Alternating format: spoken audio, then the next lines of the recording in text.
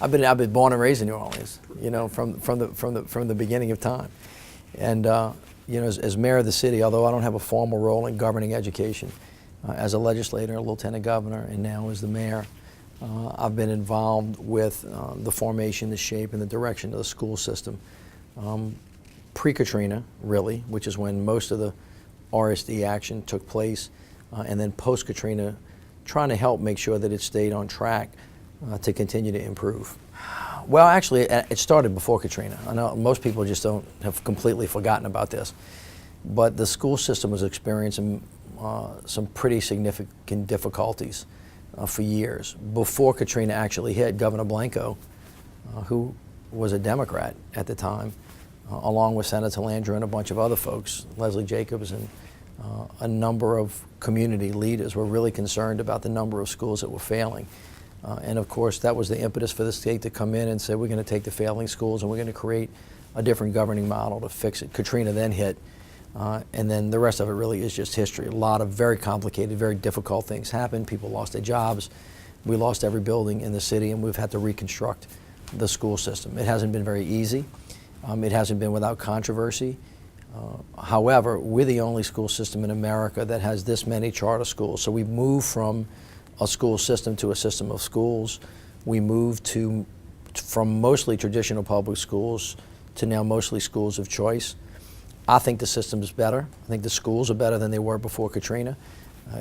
The numbers reflect the graduation rates are up, dropout rates are down, the achievement gap is closing. I think we have proven, everybody in the city, that if you give every kid the opportunity to learn and you give them a good teacher and you give them a good school, they can learn. But as I said, it hasn't been without controversy, and of course the new system isn't perfect.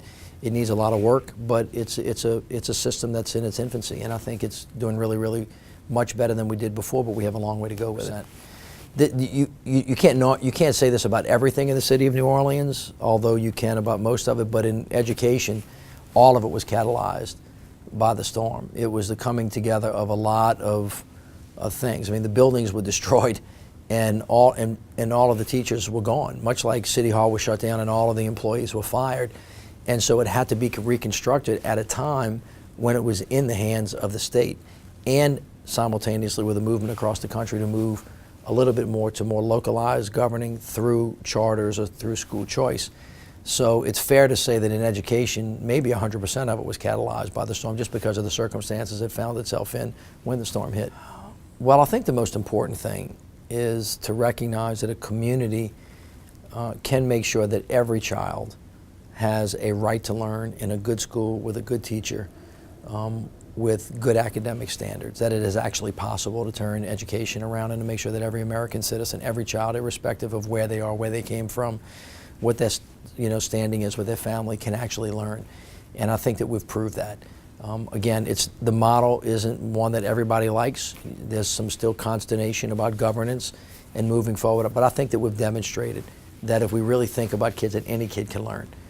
If you give them a good school, a good teacher, and you give them good resources, it helps to have great parents as well. And it helps to have caregivers and people that really care about the child. But kids can learn. I mean, the kids in New Orleans are just as smart as kids anywhere else in the country. It's about giving them the opportunity and holding them accountable, and making sure you give them the resources that they need, and then they'll do fine.